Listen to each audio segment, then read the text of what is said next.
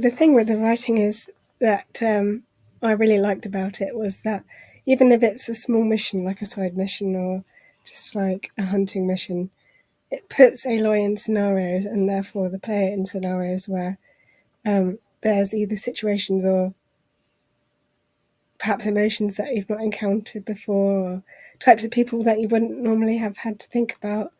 And because of the dialogue options, it just challenges you to think, well, what would I say in this situation if I've never been in it before? How would I handle it? And it just makes you think a little bit about seeing things from different people's points of view and how different things impact different people as well. And I think that's a real strength of the writing in the game. I think you referenced it, didn't you, Matt, the other day when we were doing one of the main chat talks, and you talked about like a decision you'd made in the game and how that had got you to think about things in a different way. Yeah, mate. I think you might be thinking of something else. I have said that the writing is excellent. Really, what I said the other day that it's got one of the best teams of writers working on it, and I am afraid I'm gonna have to go back to cutting them down a peg. Because it's necessary. At the very start, they have the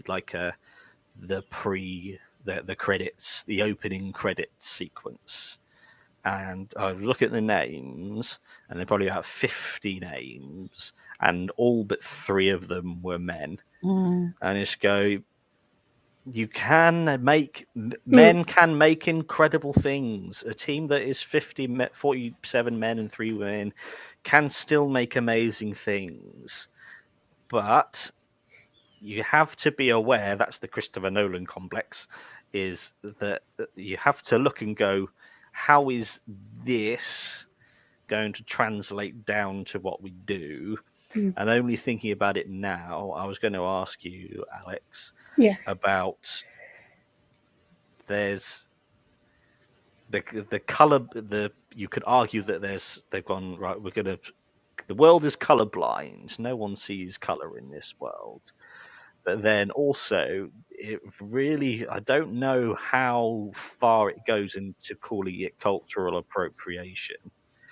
Because there's all these tribes, and they've just gone, okay, it's a colorblind tribal system, and we've got a matriarch society, a sun worship society, and it just really, it's just an uncomfortable. You think, they're trying all these interesting, exciting things, whereas it could be a group of 47 white men looking at things and going, this is interesting, I'll put this here.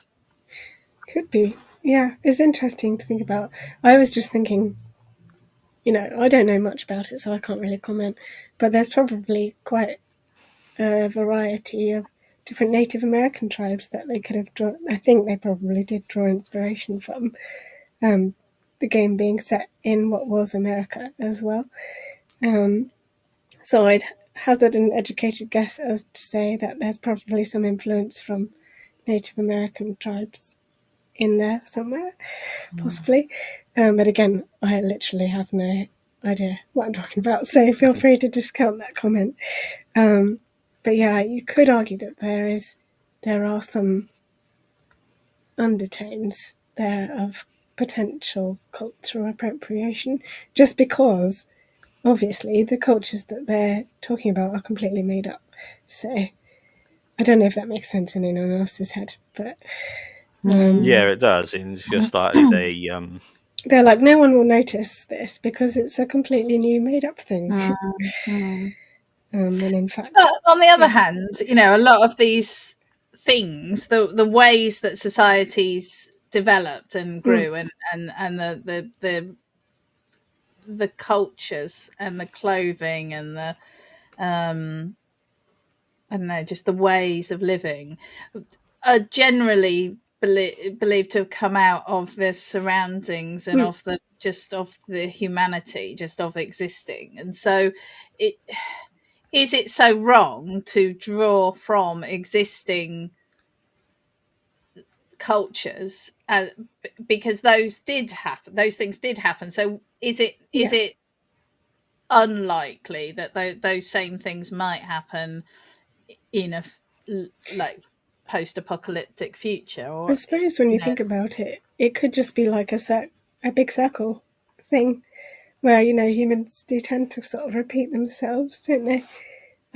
So theoretically, if you were thinking about an apocalyptic future, what might that look like in terms of human society?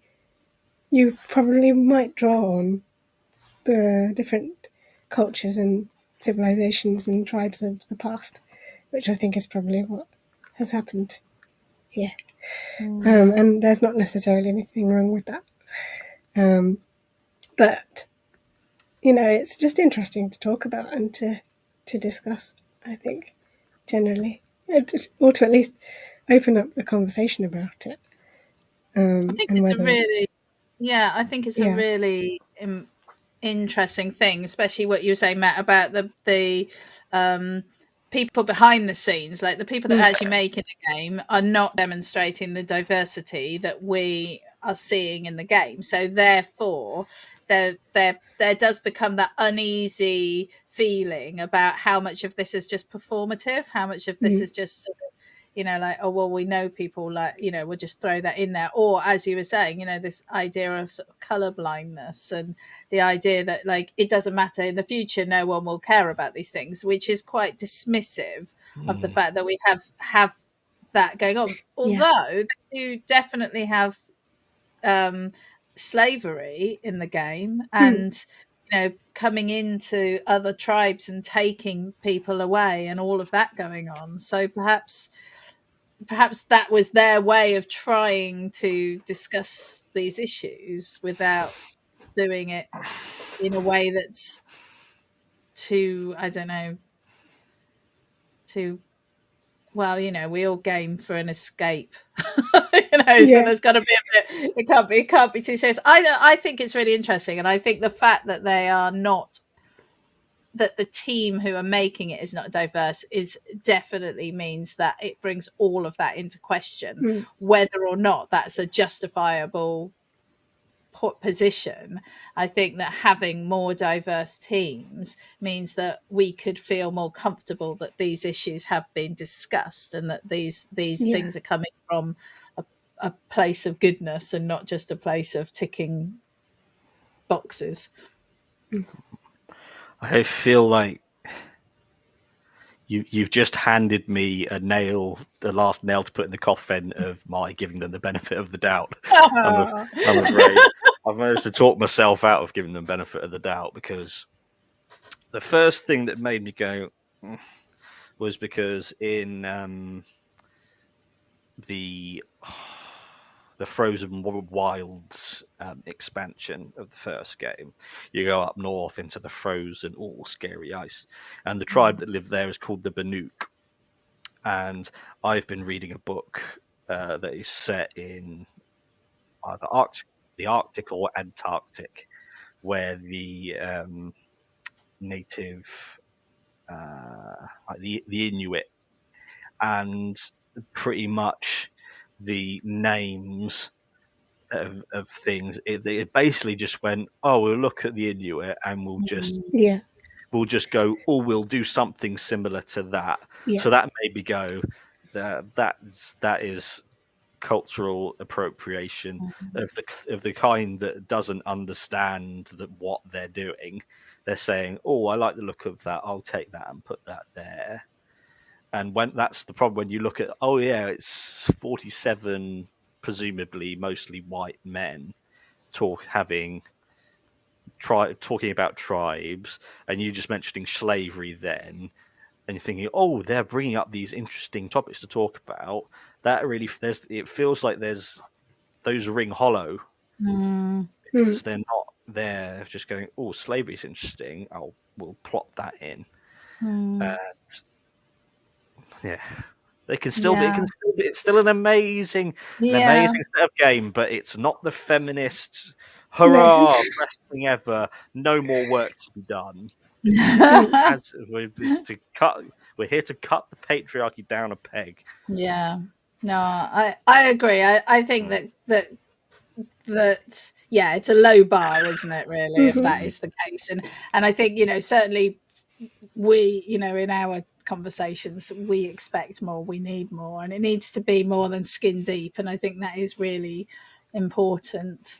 But just so that we can end on like a positive note, what's the well, I wanted to show actually a picture of because I uploaded them. I wanted to show. I took some. I've only done a few screenshots, and so I've got this one, which is there's nice. it's just the scenery is so breathtaking. And Alex, you said earlier about that you were excuse me.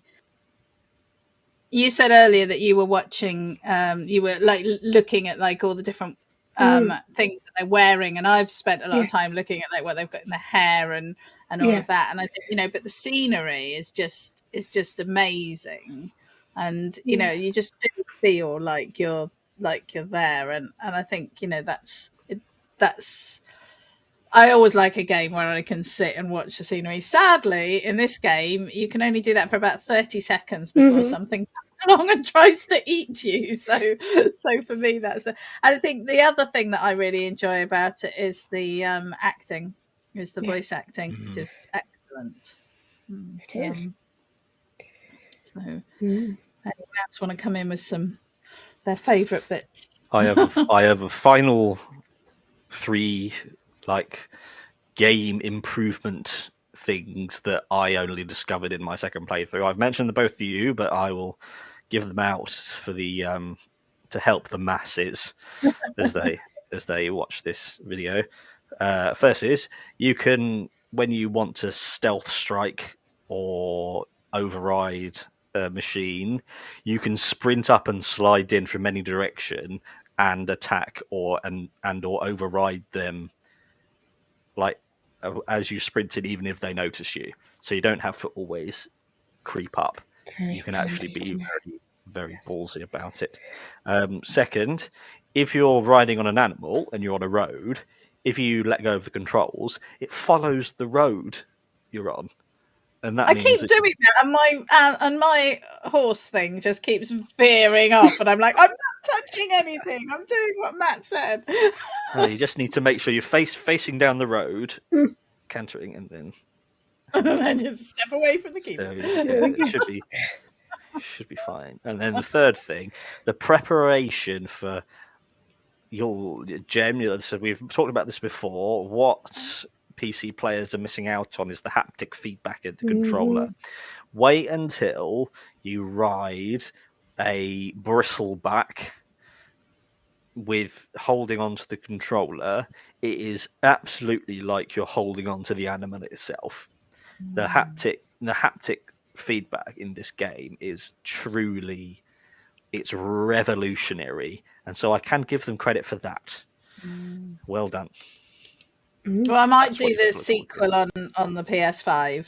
Yeah, you should. Yeah, because you'll have to wait like 3 years for it to come out on PC. Yeah. And one thing I will say, I paid £70 for it, and I get angry that they're trying to get us to pay £70 for games.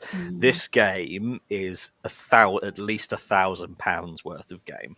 Wow! Truly, it's utterly it's unreal. You're getting way more than you pay for. Okay. I'm very glad they didn't put that price tag on it. Yeah. There are some benefits to being, like me, and like getting everything very late in the day. I mean, I always get I think all games should be around £15 or free. Yeah. Communist. What about you, Alex? Is there any standout thing? I just just how sort of alive the world feels and how dangerous the world feels as well is something I haven't experienced in many games. It's not a feeling I'm always 100% comfortable with all the time, especially when I'm just trying to relax by a fire. And, they're just like around everywhere, and you're like, I can't stay still, have to keep moving. But in a way that makes the experience better because it feels more realistic and more sort of like, it is a dangerous place to be living in a post-apocalyptic world full of machines that are trying to kill you.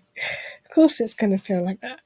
But, definitely just the whole thing, the whole package is amazing. And talking about it has made me want to go back and try and finish it. So hopefully someday soon I will. And then I'll enjoy the delights of Horizon Forbidden West. Well, before we do the FemPat rating for the game, I just wanted to ask you, Matt, actually, just off the back of what you've just been saying, do you think that if the media hadn't picked this up as a feminist, masterpiece, that you would have felt less critical of it? Do you think you would have felt that, how do you think that would have influenced? Do you think you would have felt that it had that it was progress but not? Whereas I think you seem more critical of it than. Well, I just like with the Matrix, you can't unsee the patriarchy, and you can't. It's hard to turn the feminists' lens off, but especially because it's a game, I cast a more feminist general eye over most things now. But because we happen to be talking about it for an episode, I just looked at it through my feminist lens for a bit, which is exactly what we do here. I was the only reason I was focusing on the feminist hurrah was just because you mentioned that headline. I would have gone, yeah, this is great, this is progress, this is good, this is fantastic, and then I might not have been so effusive with my criticism if I hadn't heard about that title. But so I would have, everything that I've said I still believe. Yes. But I was just, it added a bit more fizz to it because I think hearing the headline. I think that's a really valid point, though, isn't it? Because it's like when these games are sort of self-congratulatory, then it makes you look at it in a more negative way, actually. And I think the point that you made right at the start of that sort of issue about, like that is setting the bar so low. If that is it, then that is a problem. So I think was a really good point. I just wanted to clarify that really. And right, so this is Matt's thing. So I'm going to let you explain it. I'll put it up on the screen. There you go. So, for anyone who is here for the first time, this is the Gaming the System FemPat Index, the Feminist Patriarchal Index, where we take a game and we ask, does this game represent a move towards feminist utopia and progress, or a regression working? Well, doesn't necessarily have to be working, the extent to which it's taking us backwards, or is it just keeping everything the same? Mm-hmm. Who would like to go first with their opinion? I would say it's somewhere between feminist utopia and the S of status, but maybe a little bit closer to the S than not. I don't know how. So like 6 dashes in. Yeah, maybe get some numbers on this. Yeah, we're going to get these. Okay. I would probably. I mean, I'm earlier on in the game, so I'm still very like bright-eyed and sparkly about it. So I think I'd move myself one more dash towards feminist utopia. I think it's good that we've got I think she is attractive, but I think she's not classically attractive, and so therefore I think that is a step in the right direction. I think I'd put it just above the S and the T in feminist utopia. I should put status quo underneath, because then we could sort of measure I'll think of something. We'll have a FemPat Mark II. Yeah, because we didn't talk about in terms of her appearance, because when the character model for Forbidden West was first put up, everyone was going, "She's not sexy. I don't want to have sex with that," because that's how so many we've been spoilt. Straight men have been spoilt by the amount of sexualization of women in all media. And when I was looking at her, it's impossible to describe the difference in how it looks from the first game to the second game. So that's something you actually need to experience. But you look at her and you see what she can do, and you just go, yes, she's attractive. That's how it always is. They haven't made her all busty and perfect face. They've just made her attractive. But then it's what she can do. And then you take, as with anyone who is extremely skilled at something, that shines through them and makes them glow. And so that's why beauty can be found anywhere. It's the thing behind it that makes it glow. And so that's a place where that was a quote unquote bold decision, but one that you can, okay, well done, you can have that one. Yeah.